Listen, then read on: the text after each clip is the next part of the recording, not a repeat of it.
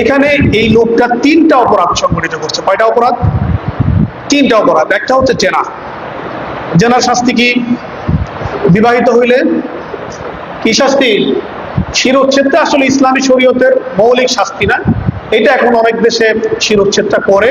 কিন্তু বিবাহিত হইলে দুইজনের ভিতর একজন যদি বিবাহিত হয় তাহলে ওই একজনের শাস্তি হবে বিবাহিতের শাস্তি। তাকে পাথর নিক্ষেপ করে, তার মাথায় পাথর নিক্ষেপ করে, তাকে বুক পর্যন্ত মাটিতে পুঁতে তার মাথায় পাথর নিক্ষেপ করে তাকে হত্যা করা, দুর্রা মেরে। এটা হচ্ছে ইসলামী শরিয়া শাস্তি। এবং সেটা কিন্তু কোনো গোপন কারাগারের ভিতরে না, সেটা কোনো কোথায় না, গোপন কারাগারের ভিতরে না, এইটা জনসম্মুখে, যেখানে সব থেকে বেশি মানুষ একত্রিত হয়, ওই মানুষের সামনে তার এই দণ্ডটা কার্যকর করতে হবে। তাহলে এক নম্বরে এই লোকটা জেনা করছে কিনা। দুই নম্বরে হচ্ছে বল প্রয়োগ করা। ধর্ষণের ভিতরে ধর্ষণ হিসাবে যদি প্রমাণিত হয় তাহলে কিন্তু ভয় ভীতি দেখিয়ে জোরপূর্বক তাকে এই ধর্ষণ, তার সঙ্গে এই সহবাস বা অথবা এই ব্যভিচার, এই কাজগুলো করতে তাকে কি করা হয়? বাধ্য করা হয়। এই জোরপূর্বক বল প্রয়োগ করে ব্যভিচার যে করা হয়, এটাকে বলা হয় আমাদের বাংলাদেশের পরিভাষায় কি বলা হয়? কি বলা হয় বলেন? ধর্ষণ বলা হয়।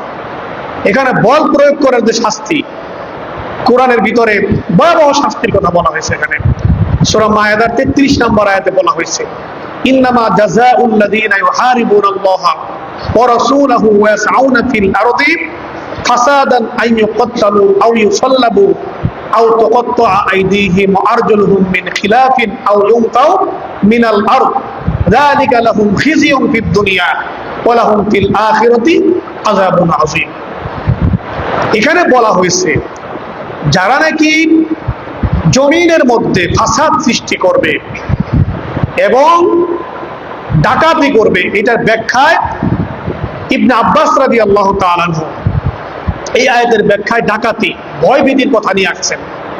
যারা কোনো মুসলিমকে ভয়ভীতি প্রদর্শন করবে, বল প্রয়োগ করবে, অন্যায়ভাবে কোনো কিছু করতে বাধ্য করবে, অন্যায়ভাবে তার সম্পদ নিয়ে নিবে, অন্যায়ভাবে তার ইজ্জত নষ্ট করবে বল প্রয়োগ করে, এই সব ক্ষেত্রে যারা অপরাধী, পরবর্তীতে তাদেরকে যদি পাকড়াও করা যায়, এখন অপরাধ করে চলে গেছে, তাকে আর ধরা গেল না, অপরাধ করে যদি, অপরাধ করার পরে যদি তাকে গ্রেপ্তার করা যায়, তাহলে তার শাস্তিটা বিচারকদের উপরে কয়েকটা অপশন দিয়ে ছেড়ে দেওয়া হয়েছে।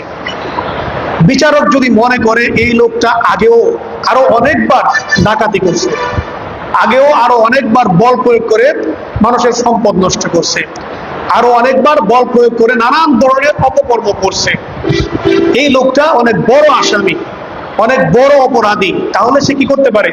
আও ইয়াকতালুহু, তাকে হত্যা করার নির্দেশ দিবে। তারপরে আও ইউসাল্লাবু, তাকে শুলে চড়াইবে। শুলের ব্যাখ্যা দেওয়ার টাইম নাই আজকে, শুলের ব্যাখ্যা আরেকদিন দেব। শুলে চড়াবে, অথবা আও ইউনফাউ ফিল আরদ, এই দেশ থেকে তারা কি করে দিব? দেশ থেকে বহিষ্কার করে দিবে।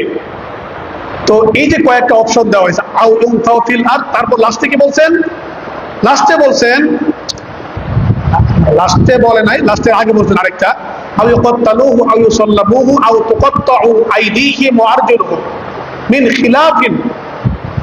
বলতেছে যে এক নম্বরে যদি প্রয়োজন মনে করে হত্যা করবে অথবা শুলে উঠাবে, তিন নম্বরে বিপরীত দিক থেকে তাদের হাত এবং পা কেটে দিবে। বিপরীত দিক মানে কি জানেন? একজন বলেন তো দেখি, বিপরীত দিক বলতে কি বলেছে?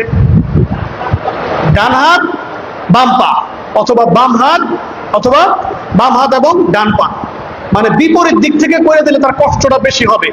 বাকি জিন্দিগিতে আর কোনোদিন ডাকাতি করতে পারবে না, চুরি করতে পারবে না, বল প্রয়োগ করতে পারবে না, কোনো ধরনের ক্রাইম করার মতো তার সক্ষমতা আর থাকবে না। এইভাবে শাস্তি দিতে বলা হয়েছে। তারপরে যদি খুব নগণ্য হয় তাহলে তার দেশ থেকে বাইর করে দিবে। মানে কেউ যদি ডাকাতি করে, চুরি করে, তার সব থেকে দুর্বল শাস্তি হলো তার দেশ থেকে কি করে দেওয়া?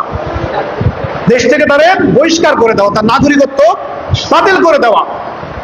তাহলে এক নম্বরে এই লোকটা বল প্রয়োগ করে, একজন শিশু বাচ্চার উপরে বল প্রয়োগ করে যে অপরাধটা করেছে, তার জন্য শাস্তি হচ্ছে হত্যা, শুলে চড়ানো, হাত পা কেটে দেওয়া অথবা দেশ থেকে বহিষ্কার করা। 1 নম্বরে তার উপরে এই বিচারটা প্রয়োগ করা দরকার যে তার হাত এবং পা আগে কেটে দিবে, হাত এবং পা কেটে দিবে।